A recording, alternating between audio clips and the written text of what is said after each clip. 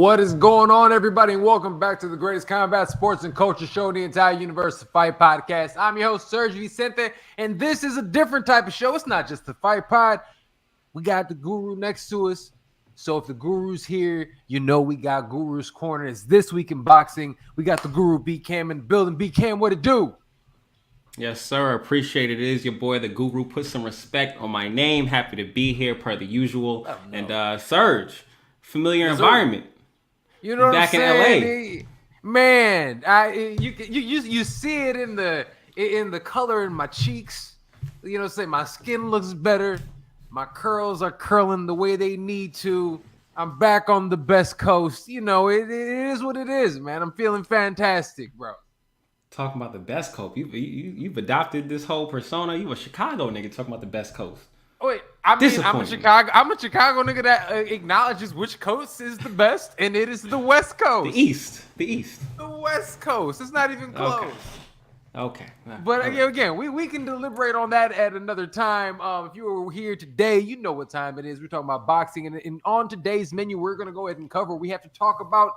It's already here. Who would have thunk it? Canelo GGG 3 is here. It's happening this weekend. We'll break that down, give our picks and everything for that. We're also going to go ahead and talk about the fight that should have happened last weekend in the UK. That's Savannah Marshall and the GOAT, Clarissa Shields. And we're also talking about the rumors, because there's definitely rumors swirling around right now with none other than Anthony Joshua, Anthony Fury, looking like that fight might be closer than we think. How crazy would it be that we get Anthony Joshua versus Tyson Fury before we get Errol Spence and Terrence Crawford? How bananas would that be? I digress.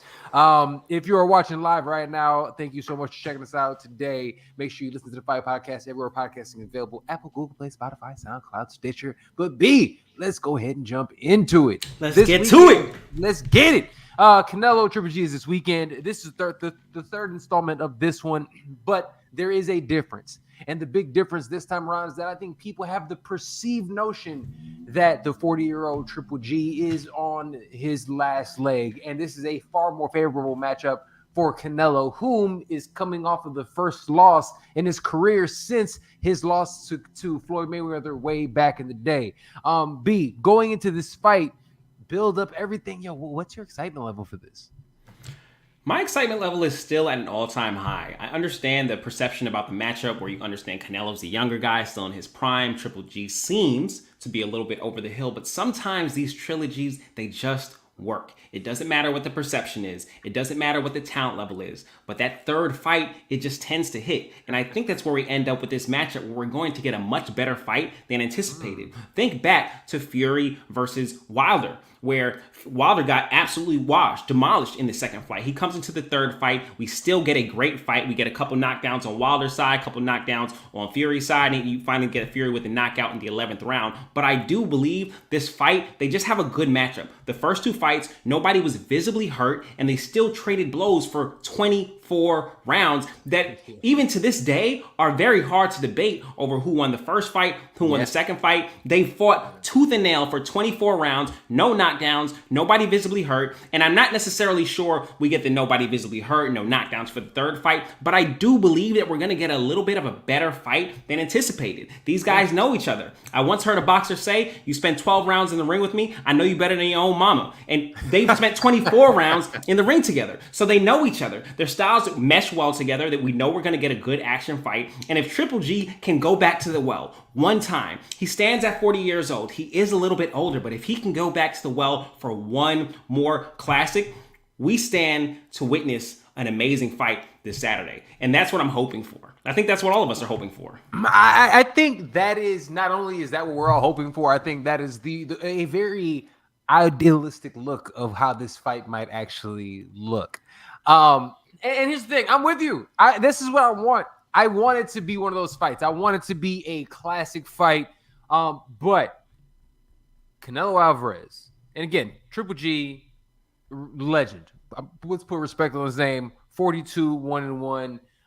Yes, over his last, I'll say, 4 fights. Granted, he is 4-0 since the loss to Canelo Alvarez, so he hasn't lost since that point in time. But he's had a little bit more. He's had the ability to go ahead and actually take a couple more shots. I'll say that. He goes out there, and it seems like he's willing to exchange. And he's definitely slowed down a step from what he once was. What I'm interested in seeing in this fight is Canelo has a different mindset. He's coming off of the first loss. Like I said, his first loss since his loss to Floyd Mayweather. We have him all of a sudden now, coming off his loss to Bivol, saying, and I've never really heard Canelo outwardly saying this, I'm going to knock this dude out. I think he feels like he has something to prove. So the fact that Canelo feels as if he has something to prove and that people are actually doubting him really makes me excited for this fight. So let's talk about the way the fight's going to go. In your opinion, B, Guru, how do you see this matchup actually playing out? Because for those who do not know, if we look at the first one, and let's talk about Canelo specifically, Canelo was the counter striker in the first one. And then Abel Sanchez in Triple G pretty much clowned his ass. And it was like, look, you ain't even real Mexican. You ain't even fighting like a Mexican. The next fight, and the one that Canelo did win, he came downhill more. Still, obviously, Triple G held a great account of himself. A lot of people still believe he even won that fight. But there was a difference in that. What do you think the play is going to be this time around? I think we build on the second fight.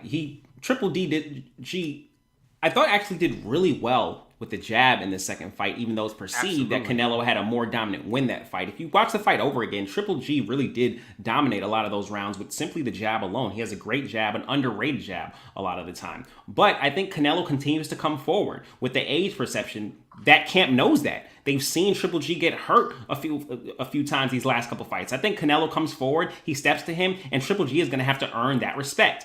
Does he get it? Yet to be seen. But I do think from Canelo's perspective, he's going to come forward, go to the body, because that's where we've seen Triple G get hurt, and he's going to push the issue. And I do think realistically, away from my idealistic mindset, that we should get a great 12-round fight. When we look at paper, Canelo should get an 8th round knockout to the body, likely. That's what the fight looks like. That's what people are going to tell you. A late stoppage by Canelo, because Canelo has continued to improve where Triple G has continued to decline. And he hasn't seen that level of competition since Canelo. And what was that, 4 years ago? 2018? Or when was the second fight, in 2019? Yeah. It was 2018. Yeah, so that second fight was in 2018. It's been 4 years since then. Triple G has a lot working against him. I think for Canelo, you stick to the game plan. You come forward, you go to the body. If he gives you the shots to the head, cool, but Triple G has never been hurt. And we know Canelo's a body snatcher as it is. He loves going to the body. That's one thing that they practice. And the fact that he's going in here, I think, hungry and with a little bit of a chip on his shoulder makes it interesting. Coming off a loss. Yeah, that's what I'm saying. Coming off a loss, it's nuts. I think that might be good for Canelo. Like Canelo, he won the Undisputed Championship. He wanted to chase new heights. Yeah. Now he finds himself for the first time since that loss in 2013 to Floyd Mayweather, where he has to prove himself again. And maybe he doesn't. I don't think he has to prove himself again. He went up to 175, attempted greatness, failed. Cool. Come back to the weight. Nothing wrong with that. Nothing wrong with that. Come back to the weight decision where you're the undisputed champion. But Canelo, the mind of a fighter. He's telling himself he has something to prove to himself. Yeah, and he does not like Triple G. There is legitimate bad blood here. Absolutely. And that's one of the funniest things. You look at it. Like, when I noticed that, I was like, like, Canelo, it seems like he's such a easygoing guy. He's always been super chill. But over these last couple of years, man, we've seen a little bit of fire out of Buddy. And I like it.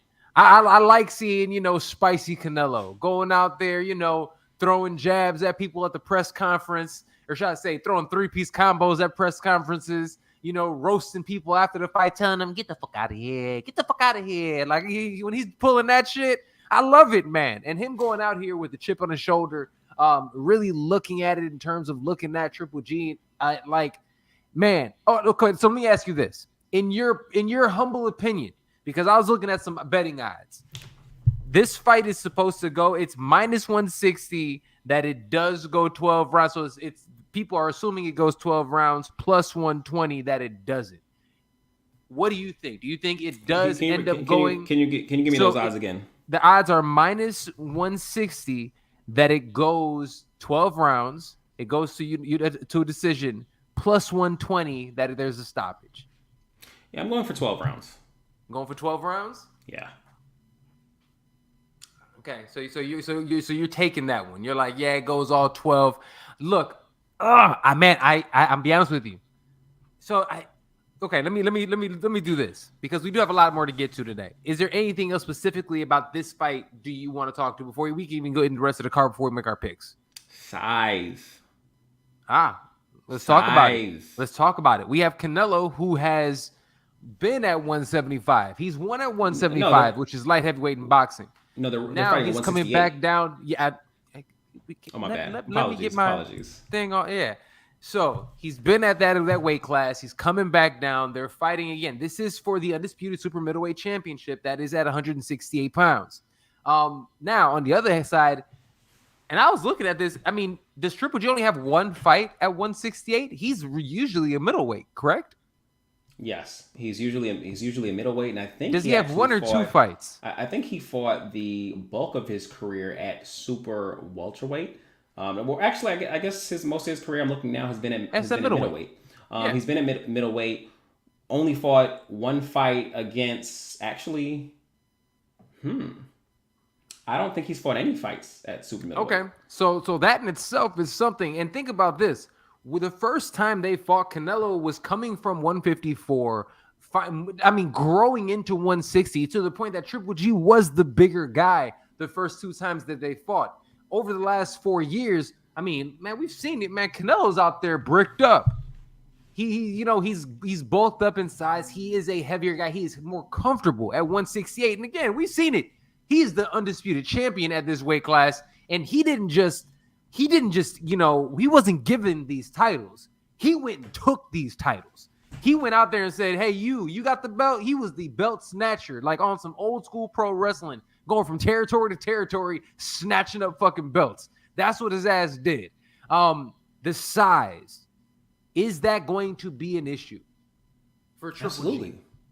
Absolutely. You talk about the difference in fight where Canelo's still in his prime and then Triple G is a little bit over the hump. Now you add the size factor. Triple G came into the first fight as the bigger man. Probably the second fight, they were a little bit more evenly matched. But Triple G continued to fight at middleweight. I'm not sure he's had any fights. Maybe one fight somewhere that I'm not seeing right now at super middleweight. But Triple G has continued to fight at middleweight, 160 pounds, while Canelo developed into the undisputed world champion at 168 pounds. So he's comfortable at that weight. He's finishing the champions at that weight class, at a higher weight class. Every single undefeated champion. Yep. All the champions he beat were undefeated. He took all of their O's, took all of their belts, and became the undisputed super middleweight champion, something that is well-deserved on his end of things. Absolutely. Now, Triple G is looking at, it's almost like a full circle type of story where Triple G came into the first fight as the bigger guy. Canelo continued to ascend and evolve in his career, and now Canelo's coming in as the bigger man, the more youthful man, and potentially a power edge that we haven't seen. Let me ask you a question. So when I laid all that out, were you listening to me when I said all of the things that you just said? You just had to reiterate it. Oh, okay. Just making sure, because I mean, you literally reiterated damn near verbatim everything I said. I'm trying to look up the stats while you're speaking. My bad. Okay, just making sure, man. I was just like, man, this dude just went out here. I felt like, what's his name? Bar for bar, word for word. Well, won't be the first or last time that happens on the show. All right. All right, let's get into it because we do have more to get into about halfway through the show. I want to get our picks. B, I mean, you already said you think it's going to be a decision. Are you leaning Canelo or is Triple G going to be able to get one more hurrah, 40 years old, and come and snatch this chip? Yeah, if I'm looking just at what's on paper, then I'd say. And really quick, do you want to know the betting odds? Just to throw it out there for the people, and yeah, just because again, these are fights that the first fight Triple G was the favorite. I think he might have even still been the favorite the second fight coming off of that first one. This one very different. Fight odds in this one are Canelo is a -500 favorite. Triple G is a +333. Yeah. The disrespect. Those are heavy odds, but we just spoke about what's on paper. And I think with what's on paper, you have to favor Canelo heavily. And if I simply look at paper, I'd probably pick Canelo KO 8, 9, 10-ish. But given just my thought process, I follow these guys. I've looked at both of the first matchups. I've seen how they match up. Something tells me Canelo will win. don't see Canelo losing, but I'm thinking way more of a unanimous split decision, 12 rounds, rather than a KO. I don't think we're going to see the domination that we're expecting. Okay, so Canelo unanimous decision, just a good fight, but Canelo gets the dub. Yeah, All right. thinking something of like the 16-12. Canelo's going to beat this man's ass. Canelo's going to go out here and prove a point. I said at the beginning of the show, he has a chip on his shoulder. He's going to go out here, and I have never heard Canelo openly go out there in front of the media and say that he is going to knock an opponent out. He's not that guy. He's like, yo, I'm going to go out here, I'm going to fight. If it comes to me, it comes, right? No, he was like, I don't like this dude. I'm going to knock this dude out. And guess what? I believe him. Canelo with a chip on his shoulder coming downhill with a guy that he doesn't already like, who is aging, who has shown in his last few fights since he has fought Canelo that he doesn't have it anymore. He isn't that same guy that he once was in that moment. He's getting hurt to the body from guys that shouldn't be in the same ring as him. They shouldn't be in the same stratosphere of this dude. And they're competing with him. Canelo is still very much in his prime. Y'all must have forgot, if everybody's out there hating on Canelo from his last outing, yo, Dimitri Bivol is a bad motherfucker, bro. Dimitri Bivol is the real deal. Those guys, him and Better Biev, man, y'all don't want no smoke with those dudes. They're different. And he going up there to achieve greatness. Canelo's gonna knock this dude out, and I think he does it earlier than we think. I think you were saying 8, 9, 10. I'm thinking 6, 7. I wouldn't be surprised. The way Triple G's been getting hurt to the body, you just can't ignore that. Can't ignore that. But, you know, we have seen a diminished version of Triple G. His 4 fights since that last Canelo fight, 3 or 4 of those fights still were knockouts for Triple G. Granted, dramatically overmatched competition, but this is still the result that we expect. He was still able to achieve those results. So maybe the power is diminished. Maybe you lose the power. Probably with 8 pounds, we're no longer talking about what 154 to 1. Or he didn't have to move up before. He was at 160, but like 8 pounds, that's a big gap between divisions. Some of that power is going to go, but the record shows that power is still there. Triple G has that, and that's the last thing that's going to go. As you age, the last thing that goes is power. But we've never really seen his power at 168. We don't know if he carries up to another weight class. And one thing that we do know is that Canelo is just as durable at light heavyweight as he was at any other weight class. So, I've also seen how he attacks the champions in this weight class. He is much more active. This is where he's most comfortable. He's healthiest here. He is at his best. He is the 168-pound GOAT. You know what I'm saying? They don't come better than him at that weight class.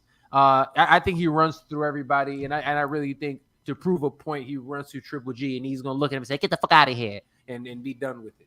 So I'm looking forward to that one. That is going to be a great matchup this weekend. Another matchup that, it ended up being a fight weekend that I know we didn't anticipate in the world of boxing, but we have that fantastic female-led card in the UK. Unfortunately, well, whatever. The Queen died, and they pushed the fight card back, and now because of that, we also have the Clarissa Shields, Savannah Marshall, Alicia Baumgardner, please, Michaela Mayer fight as well on that card. Those 4 women are going to put on an absolute show, and I cannot wait to see that one. We broke it down last week, so you can definitely go back to episode 4 of Guru's Corner. You can find on YouTube as well, but we'll go ahead and touch on this one. With the week that is passed, we have one more week, and these ladies unfortunately had to stay at weight class. They couldn't rehydrate, so they had to essentially stay at weight, and a weight that they already was. This is why I think is total bullshit, by the way. Y'all moved the fight the day of, so they've already cut the weight, they've done the work, and it is not healthy for your body to do that again the following week. It's not. We might get a shit show of a fight card. I'm just warning everybody right now. This is not a good look. This was a terrible move by the UK's commission. They should have let it rock. I'm sorry. People die every day, and we don't stop events. That's ridiculous. And like again, I'm concerned for the health of the athletes, and I don't think anybody's really talking about that. But they're cutting weight, and all of a sudden you have to stay where you're only supposed to be at that weight for a few hours. They were already there, so now they have to maintain that and try to do a slight weight cut the following week. Ugh. We might get a diminished version of both women, all four women, just to be fair, just to warn everybody before that fight. But if we get the best of everybody, I'm still looking forward to this card. Well, one thing that everybody needs to be looking forward to is that new date. So the new date is October 15th. And if you are a boxing fan, you are in for a treat on October 15th. What you have to look forward to is earlier in the day, you have the women absolutely showing out in probably the biggest women's card of all time, where you have those great fights that Sergio already mentioned. Hang out a little bit, drink some beer. Later that night, you're going to get Caleb Plant versus Anthony Durrell. And then you're going to get Deontay Wilder versus what's his name? Deontay Wilder versus the big Viking. Oh man, jeez. And really, sir, we want to put respect on your name. I don't be. I'm literally just blanking on Buddy right now. I'm pulling it up. I got it coming. Give me a second. Hellenius. Sorry, Robert Mr. Hellenius. Rob, sorry, bro. We messed that up for you, but we figured it out. So we get those two fights going off at Barclays later that night. So if you're a boxing fan, you get those two huge cards, which the Deontay Wilder card is a way better pay-per-view than you're used to getting, where you get two fights as opposed to one. The Claressa Shields card, you get two big fights as opposed to one. So boxing fans overall win that day. The thing that I'd like to explore is I truly do believe that this takes away from the women. I believe this was their last week. And by the way, I did a whole long soliloquy for absolutely no reason. They're totally fine. I messed up the date in my head, so everything I said just doesn't matter anymore. To be fair, players fuck up. It happens. Happens to the best of us. I realize it. At least I'm man enough to say, "Hey, yo, I fucked that whole little soliloquy. I might fuck around, go back and delete it." Yeah. If you delete that, you got to delete you berating me too. You got to delete you berating me earlier in the episode. Then we gonna let it all rock. Then fuck it. We let it all rock. What's it called? I do want to ask, before we get up out of here. I want to talk about this for a second. We are getting rumors that we might actually be getting Tyson Fury versus Anthony Joshua. They already have a date. I believe they said December 3rd. They already have a date set in the UK. What are your thoughts on this? Well, I think it's rumors. Is it just rumors? I think it's a little bit more believable because it did not come out of Tyson Fury's mouth. Tyson Fury is proven, and I've heard broadcasters say this. I've heard journalists say this. Speaking to Tyson Fury off camera, he's great. Yeah. Has amazing insight, fun to speak to, a sane, reasonable guy. But you give him a microphone with a platform, and he will say absolutely anything. And you saw that. He loves it. And you saw that last week. He's saying all this stuff. You have to the deadline passed. Okay, today we hear that they've made an agreement. We hear that they've made an agreement after Tyson Fury has shut the fuck up for a couple days. So anything that comes out of Tyson Fury's mouth, I tend to doubt. But it's good for promotion. It creates a media frenzy. It keeps his name in the media, and it continues to grow his profile regardless of what you think of him. So from a promotional standpoint, as a promoter, you have to love it. But from my standpoint, where I want to come here and speak about facts and what we actually know, I don't give a fuck what he's talking about. So because it did not come from Tyson Fury's, I tend to give it a little bit more value. And that's just what it is. Man, you've been killing Tyson Fury recently, man. You been Captain No Fun. You used to like the fun. I don't like the media frenzy that it creates, because all the respected journalists report on all of this news, and he creates a media frenzy, and people are like this and this. I'm like, why do you guys believe a single thing that Tyson Fury says? He's playing with all y'all. So for me, it's not necessarily hate on Tyson Fury. It's just I recognize game, I get it, as opposed to going for the madness. I'm just not going for the bullshit. Hey, you're damn right. And that's why you're here. That's why you're the guru. The guru ain't going for that bullshit. So, yeah, I give it value, but I think they just, verbally agreed to the important things, but the fight is yet to be finalized. seems like they're headed towards a fight. Odd decision for AJ, not necessarily the fight you want to go into after 2 losses, but like, because of Tyson Fury calling him out like that, he can't be hold on a public stage like that. So now he got to go into that fight. He got to get that smoke. And listen, I think AJ has a better chance than people are giving him. And maybe this is just my day to say that people have better chances in matches where they should get absolutely washed. But we'll talk about that at a later date. Yo, AJ gonna get washed, son. like I was, you know what? No, never mind. I was gonna make up some bullshit, pull out of my ass to really say, he has a shot. I see him getting absolutely washed, and I think he's fantastic. I just do. I think if Tyson Fury goes out here, big as he is, and in shape, and he has his head in the game, that's my question always with Tyson Fury: is his head in the game? If his head's actually in the game, and he actually wants that fight, then yes.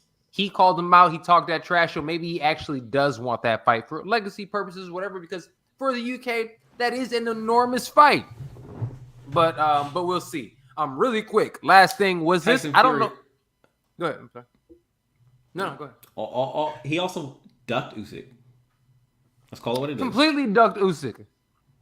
Yo, because I almost started thinking. I started hearing people talking about Usyk talking about retiring. Now, if that's the case, that's the case. Why? But if he's not, it seems like he don't want no smoke. I don't know. Okay. I am hearing that though. I am hearing the retiring thing. So if dude is kind of like trying to weigh out his career, it is what it is. Last thing before we get out of here. Did you hear about what was going on with Chris Eubank and Buddy? Did they pull out the fight? No, the fight is still on. Okay. We just had to make sure. Because Chris Eubank Sr. doesn't sign contracts, his 32-year-old son, Chris Eubank Jr., he signs a contract, so you can't pull your son out of his fucking pee-wee soccer game. This is not what the fuck that is. Like, my father can call me and give me advice, but I myself am a 31-year-old grown-ass man. I got to make decisions for myself. He doesn't manage him either, right? No, he just came out. He said he was pulling his son out to fight. I think it might have been a work. Like, these UK niggas is just working us right now. The fight didn't have enough buzz, right? He comes out, says he's pulling his son out to fight. They go back and forth a little bit, whatever his name, Conor Ben, he talks a little shit as well. The fight gets a little bit more buzz. It was dying, got a little bit more buzz. Now we're speaking about it where we hadn't said anything about it in weeks, and we haven't had a reason to because they haven't promoted it as well in America. It's just not as relevant in America. But as we get closer to that October 8th date, it's definitely going to be an interesting conversation. For sure. No, I can't. But I mean, and as much as I make fun of his father, I'm not going to take away from the reasoning because he legitimately did lose a son within the past 2 years. And that is nothing to play with. He didn't want his son cutting the weight. And I'm no father. I don't have any kids, but I can't imagine the mindset of a father who's already lost a child. He has a son going to war every so once in a while. So it definitely has to be scary for him. He doesn't want to risk that again. So I make some jokes. I play around, but I do understand what he must be going through. That's not the type of thing that goes away in a day, a month, or a year. He's going to be going through that pain for the rest of his life. So if he has a trauma reaction and that's some sort of trigger for him, hey, he has to express himself in the best way he knows how. No, that's very true. No, I understand that. Hey, and also, brother, don't cut yourself short or sell yourself short, as they say. You be fathering niggas on all the time, man. You be fathering all these little niggas. So good for you. My man got all kinds of sons out there. All right. A little bit. With that being said, it's about 30 minutes. This is how we get down and get them out to give you guys all the best fight news in all of the world of boxing. This is episode 5 of the Guru's Corner. Thank you so much for joining us. I am your host, SERG VICENTE, as always. The Guru. I am the Guru. Put some respect to my name. And one thing we did not talk about today, do not miss. Bam! Don't miss him. He's fighting on the Canelo undercard. Oh, he is. Yeah, Mm-hmm. that's gonna be good. It's a walkover fight. They try and tee up him for the winner of Chocolatito Estrada 3, but he is fighting on the card. An amazing amount of exposure. He brings it. He'll probably get the Love knockout. He's it. gonna have an exciting fight. Really, really good fight. Really, really good stage for Bam. Yeah. They're moving him. Eddie Hearn is moving him great right now. Dude, look, people don't like Eddie. I fuck with Eddie. I fucks with Eddie. I do, man. All right, guys. Love you guys. We will see you next time. You know how we can get down. Make sure you listen to the Fight Podcast everywhere podcasting is available. You can even listen to this show here: Apple, Google Play, Spotify, SoundCloud, Stitcher. Check us out at fightpodcast.com. Listen, like, subscribe, and share. Check out all the shows we have here on the Fight Pod Network. In fact, you check out even some of the shows that's even not on the network today. Right after this, jump over to the Scrap News' page and check out the Royal Rundown, the best show in all of pro wrestling and sports entertainment. All right, we getting out of here. Love y'all. Make sure you buy some merch. Peace. Boom. Thank you, sir. I think